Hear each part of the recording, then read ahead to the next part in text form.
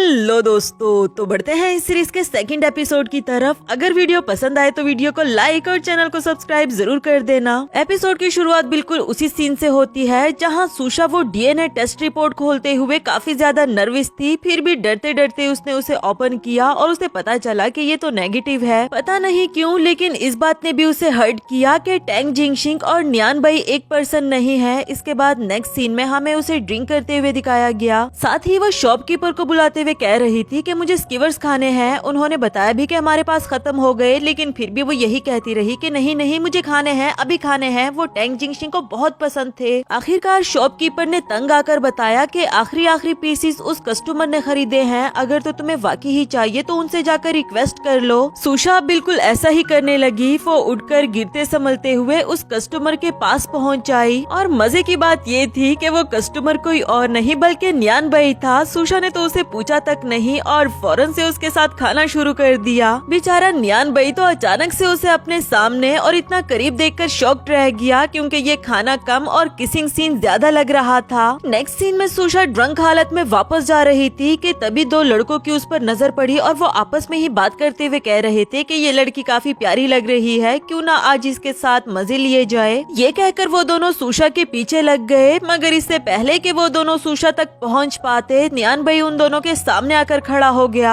यकीनन वो इन दोनों को मजा चकाना चाहता था, मगर सुशा डिस्टर्ब ना हो इसलिए वो उसे अपने हेडफोन्स पहनाकर म्यूजिक स्टार्ट कर देता है और यहाँ इन दोनों की पिटाई करना स्टार्ट कर दी। उधर सुशा अपने मजे में, उसे तो खबर तक नहीं थी कि उसके आसपास चल क्या रहा है। इसके बाद नेक्स्ट सीन में न्यान बाई पानी पी रहा था कि अचानक से इसी दौरान न्यानची की नजर उस पर पड़ी और ऐसा लग रहा था कि वो उसकी तरफ अट्रैक्ट हो रही है। न्यान बाई ने जब उससे पूछा कि सिस्टर क्या हुआ, तो वो बोली कि कुछ नहीं, मुझे बस लगा कि तुम काफी बड़े हो गए हो और मुझे तुम्हारे बचपन के दिन याद आ गए जब तुम इसी तरह से बात लिया करते थे। खैर ये गिलास मुझे पकड़ा दो, मैं इसे वॉश करके तुम्हारे लिए रख दूंगी। गिलास पर जहाँ न्यान बाई के लिप्स लगे हुए थे वो वहाँ पर किस कर देती है। नेक्स्ट सीन अगली सुबह का दिखाया गया। सुशा ऑफिस जाने के लिए तैयार हो रही थी और साथ ही दिल में वो खुद से बातें करते हुए कहती है कि शुक्र है सैड वेकेशंस खत्म हुई, अब मुझे दिल लगाकर काम पर ध्यान देना है। वान माओ वो बिजनेस जो मैंने और टैंग जिंग ने साथ में स्टार्ट किया था, अब मैं ही उसकी प्रेसिडेंट हूँ तो मुझे ही सब कुछ करना है। टैंग जिंगशिंग तुम्हें गए हुए बहुत अरसा हो गया, लेकिन मैं फिर भी तुम्हें नहीं बुला पाई, शायद इसलिए कि तुम्हारे जाने के फौरन बाद न्यान बाई मेरी लाइफ में आ गया था जो हर वक्त मुझे तुम्हारी याद दिलाता, लेकिन मैं आज से उसे प्रॉपरली गुड बाय कहना चाहती हूँ। तैयार होकर रूम से बाहर आ गई थी। इसी दौरान न्यान बाई की भी उस पर नजर पड़ी और वो दिल ही दिल में सोचने लगा कि किसने सोचा था ये लड़की इतने अच्छे से ड्रेसअप भी हो सकती है। उससे पूछने लगा कि मिस हुई कहीं जा रही हैं आप? वो बोली कि जी हाँ, मैं अपने फ्रेंड्स के साथ बाहर जा रही हूँ। उसका ये मिच्योर बिहेवियर देखकर न्यान बाई ने उसे गुड लक और अपना ख्याल रखने के लिए कहा और फिर दूसरी तरफ मुड़ जाता है। उसके मुड़ने की देर थी कि सुशा ने पीछे से आकर उसे टाइटली हक कर दिया और वो दिल ही दिल में यही कह रही थी कि गुड बाय टैंग जिंगशिंग, शायद अब मुझे रियलिटी को एक्सेप्ट करके तुम्हारे बगैर ही जीना होगा। अगर इसी तरह ही चलता रहा फिर तो मैं पागल हो जाऊंगी। उसके इस अचानक वाले एक्शन से न्यान बाई हैरान था। वो उसके हाथ छुड़ाकर उसे खुद से दूर कर देता है। सुशा ने भी फौरन से यू टर्न ले लिया कि मैंने सुना है तुम अब्रॉड में पले बड़े हो, तो मैं बस यूरोपियन स्टाइल में तुमसे ग्रीटिंग करना चाह रही थी। मैंने तो ये भी सुना है कि वो लोग चीक्स पर भी किस करते हैं, लेकिन ये हमारे लिए थोड़ा सा ऑकवर्ड होगा, इसलिए मैंने नहीं किया। खैर मैं चलती हूँ, बाय बाय। ये कहकर वो चली जाती है और इधर न्यान बाई सोच रहा था कि ये लड़की तो अभी भी पागल की पागल ही है। नेक्स्ट सीन में सुशा के डैड हु रंचन को दिखाया गया। न्यानची उनके पास आते हुए कहती है कि क्या हुआ, आप इतने परेशान क्यों हैं? जिस पर उन्होंने बताया कि डायमंड माइनिंग प्रोजेक्ट के लिए मैंने इतनी मेहनत की थी और हमने उसे खो दिया, जबकि एक अमेरिकन कंपनी ने बगैर किसी मेहनत के उसे हासिल कर लिया, तो दुख तो होगा ही ना। ये सुनकर न्यानची दिल ही दिल में कहने लगी कि न्यान भाई वेल डन, बहुत अच्छा काम किया तुमने। जबकि उनसे कहती है कि हस्बैंड बिजनेस का काम तो चलता ही रहता है, लेकिन आपको अपनी सेहत पर भी ध्यान देना चाहिए। सामने ही उसे प्रॉपर्टी के पेपर्स भी नजर आए। इसके बाद नेक्स्ट सीन में वो न्यान बाई से डिस्कस कर रही थी कि हुरंचन हमेशा से अपनी सारी प्रॉपर्टी अपनी बड़ी बेटी हुरुई के नाम करना चाहता था, लेकिन मैं जानना चाहती हूँ कि वो बुड्ढा मुझे इस प्रॉपर्टी में कितना हिस्सा देने वाला है। ये कहते हुए उसे काफी ज्यादा गुस्सा भी आ रहा था। न्यान बाई बोला कि अगर तुम मुझे किसी तरह से वान माओ ग्रुप में एंट्री दिला दो तो मैं तुम्हारे लिए प्रॉपर्टी विल के पेपर्स ढूंढ कर ले आऊंगा। वान माओ ग्रुप वो है जिसे कि अभी सुशा संभाल रही है और उसने टैंग जिंगशिंग के साथ मिलकर बनाया था। नेक्स्ट सीन वान माओ ग्रुप का दिखाया गया, जहाँ जहाँ सुषा मीटिंग में बता रही थी कि हनी लव ब्रेसलेट की सेल्स में आजकल बहुत कमी आ गई है, तो मुझे लगता है कि हमें इसके डिजाइन में थोड़ा सा चेंज लाना चाहिए। ओरिजिनल डिजाइन जो कि टेंग जिंगशिंग ने बनाया था, हम उसमें तो कोई चेंज नहीं लाएंगे, लेकिन हम इसमें थोड़ा सा तो कुछ ऐड कर ही सकते हैं। इसी दौरान न्यांची भी वहाँ पर पहुँच जाई थी। सुषा देखकर पूछने लगी कि अरे आंटी न्यांची आप यहाँ, तो वो बोली कि हाँ ये भी तो हु ग्रुप का ही पार्ट है। एज अ डायरेक्टर मैं बस यहाँ पर विजिट करने के लिए आई थी, तुम बोलती जाओ ना, मैं भी तुम्हें बैठकर सुनना चाहती हूँ। दूसरी तरफ न्यान भाई को दिखाया गया जो चोरी छुपे सुषा के ऑफिस में जाकर कुछ ढूंढना चाह रहा था। यहाँ पड़े एक लॉकर को ओपन करने की कोशिश कर रहा था, लेकिन इसके लिए सुषा के फिंगरप्रिंट्स चाहिए थे, तो वो कहता है कि अब मुझे ये भी करना पड़ेगा। तभी उसे सुषा की आवाज आई जो कि ऑफिस की तरफ ही आ रही थी। इसके बाद जैसे ही वो ऑफिस में इंटर हुई तो उसने सामने ही चेयर पर किसी को बैठे हुए देखा जो उसे बिल्कुल टेंग जिंगशिंग की तरह लगा, लेकिन वो जानती थी कि ये न्यान भाई है, इसलिए खुद को समझाने लगी कि सुषा ये तुम क्या कर रही हो, और फिर उसे पूछने लगी कि तुम यहाँ पर क्या कर रहे हो। वो बोला कि मैं बस यहाँ अपनी सिस्टर के साथ आया था, तुम हमेशा कहती हो कि मैं टेंग जिंगशिंग की तरह दिखता हूँ, तो मैंने सोचा कि क्यों ना तुम्हें थोड़ा सा सरप्राइज कर लिया जाए। वैसे मुझे नहीं लगता कि वो कहीं से भी मेरी तरह दिखता होगा, बल्कि वो तो कोई ओल्ड फैशन होगा। इस पर सुषा कहने लगी कि बेहतर होगा तुम उसके बारे में कुछ भी ना बोलो, और वैसे भी फैशन सेंस उसमें तुमसे कहीं ज्यादा थी। उसकी ये बात सुनकर न्यान भाई उसे खींचते हुए टेबल पर बिठा देता है और खुद उसके बहुत करीब आ गया था। पूछने लगा कि अगर मुझे देखकर तुम्हारे दिल में कुछ नहीं होता तो फिर उस वक्त तुमने मुझे किस क्यों की थी। सुषा बोली कि उस वक्त मैं ड्रंक थी और मुझे स्क्रेवर्स खाने की क्रेविंग हो रही थी, जैसा तुम सोच रहे हो ऐसा बिल्कुल भी नहीं। मगर न्यान भाई उसके और करीब जाते हुए पूछने लगा कि अगर ऐसी ही बात है तो इस वक्त तुम इतना ब्लश क्यों कर रही हो। वैसे ये बात तो सच ही थी कि सुषा बहुत ज्यादा ब्लश कर रही है, मगर आखिरकार वो खुद पर कंट्रोल करते हुए उसे खुद से दूर कर देती है कि चलो अब बहुत हो गया, मैं जानती हूँ कि तुम टेंग जिंगशिंग नहीं और मैं किसी को भी उसका सब्स्टिट्यूट नहीं बनाना चाहती। न्यान भाई बोला कि अच्छा होगा तुम अपनी इस बात पर टिकी रहो। ये कहकर वो चला गया। उसके जाने के बाद सुषा की जान में जान आई और उसने रियलाइज किया कि सच में उसके होते हुए मैं काफी ज्यादा नर्वस थी, जबकि दूसरी तरफ इसके इमोशंस के साथ खेलकर न्यान भाई सिर्फ इसके फिंगरप्रिंट्स लेना चाह रहा था और अपने इस मिशन में वो कामयाब भी हो जाता है। आफ्टर दैट रात में वो यहाँ पर वापस आता है और इस बार सुषा के फिंगरप्रिंट्स को यूज करके उसने लॉकर को ओपन कर लिया था। नेक्स्ट सीन में उसने प्रॉपर्टी के पेपर न्यांची के सामने रख दिए थे कि हुरनचन अपनी सारी प्रॉपर्टी अपनी बेटी के नाम करने वाला है, एक पुटी कोड़ी भी उसने तुम्हारे नाम नहीं की। न्यांची को अब काफी ज्यादा गुस्सा आ रहा था कि बुड्ढा साला, मैंने नौकरों की तरह उसकी खिदमत की और बदले में उसने मुझे क्या दिया। न्यान भाई पूछने लगा कि सिस्टर अब आपका क्या प्लान है, जिस पर वो बोली कि मैंने तुम्हारे लिए एक नई जगह रेंट पर ली है, ये उसका एड्रेस है, तुम आज रात ही शिफ्ट हो जाओ क्योंकि अब हुरनचन ट्रस्टवर्दी नहीं रहा। न्यान भाई को भी उसकी बात माननी पड़ी और अगली सुबह हम देखते हैं कि सुषा को खबर मिली कि आपके डैड हॉस्पिटल में एडमिट हो गए हैं क्योंकि उनकी तबीयत काफी ज्यादा खराब हो गई थी। न्यांची सोच रही थी कि अगर मैं टाइम पर आकर उस बुड्ढे को फर्स्ट एड ना देती तो अब तक तो वो मर ही चुका होता। फिर जैसे ही उसने सुषा को आते हुए देखा तो वो एक्टिंग करना शुरू कर देती है कि देखो ना तुम्हारे डैड को क्या हो गया है, उनको हार्ट अटैक आ गया था और मैं बर्तन धो रही थी, मेरा उनकी तरफ ध्यान ही नहीं गया, ये सब मेरी गलती है। इवन कि उसके सामने बेहोश होने का नाटक भी करने लगी। सुषा बोली कि नहीं आंटी, इसमें आपकी कोई गलती नहीं, आप खुद को दोष मत दे,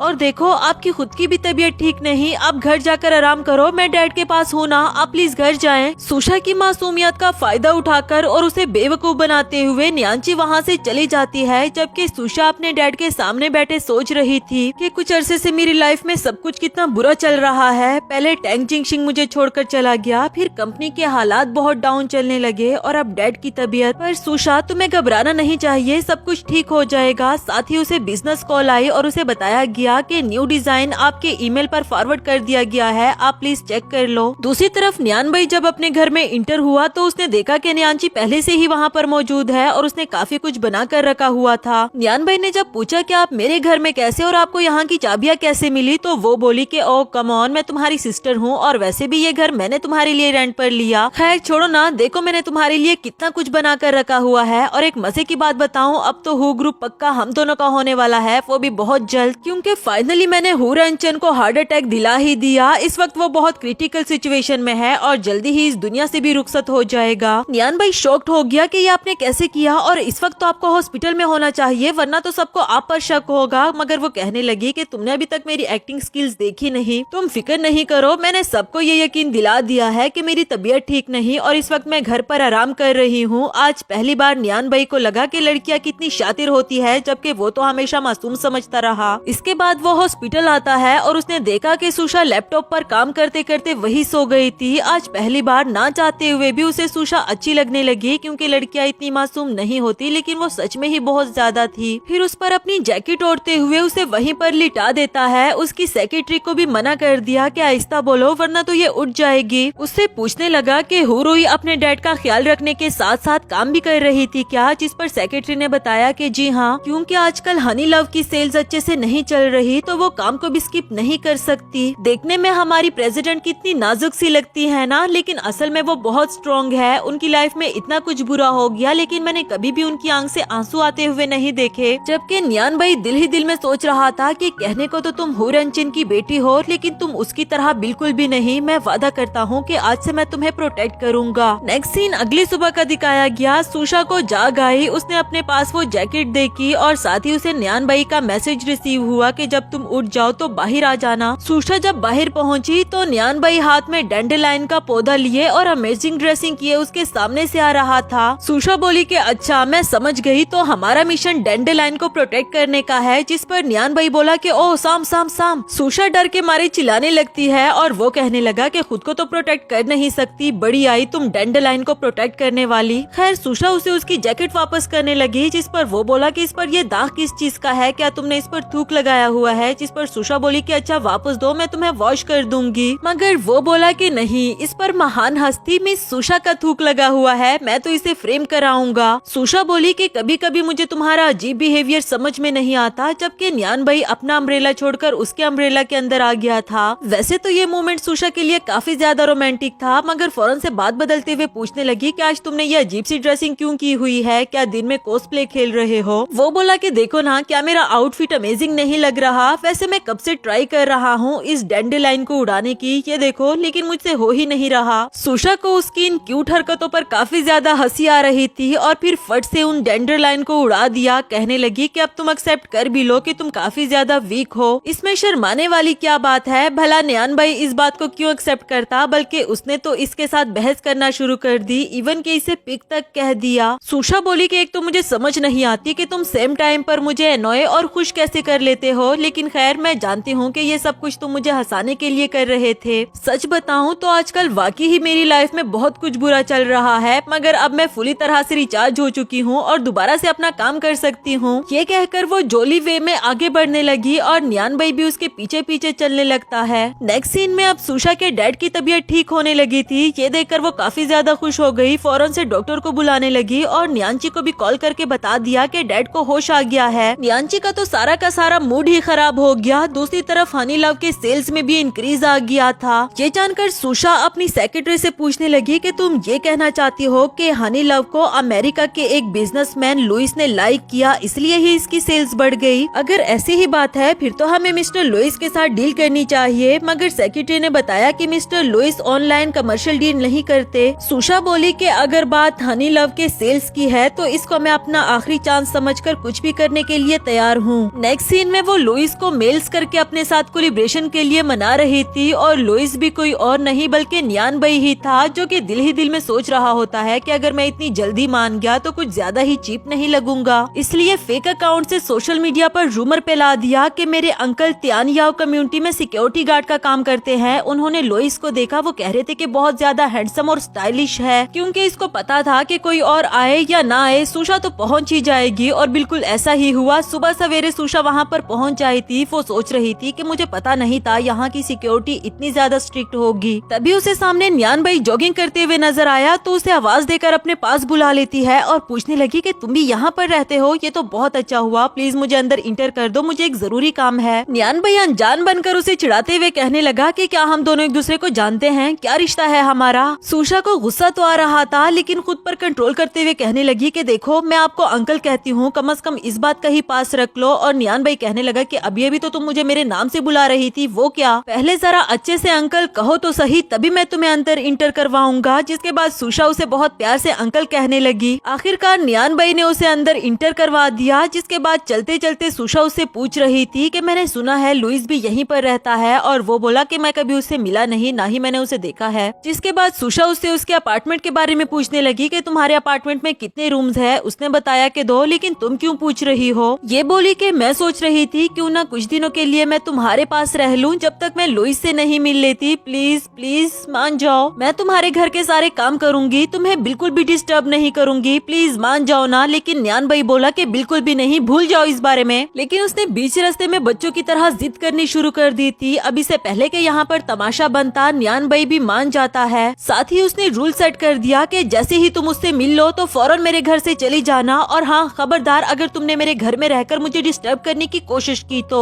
नेक्स्ट सीन में वो न्यान भाई के घर में शिफ्ट हो गई थी। काफी ज्यादा खुश भी थी कि अरे वाह तुम्हारा घर तो कितना बड़ा और वेल मैनेज्ड है। न्यान भाई बोला कि हाँ मैं जानता हूँ, और खबरदार अगर तुमने मेरे घर में मेस क्रिएट करने की कोशिश की तो मुझे अपने घर में सब कुछ मेरे अकॉर्डिंग ही पसंद है। सुशा कहने लगी कि क्या मतलब, मैं अपना बेड शीट, अपनी पोनी और अपना टॉवल भी अब तुम्हारे अप्रूवल का लूंगी क्या?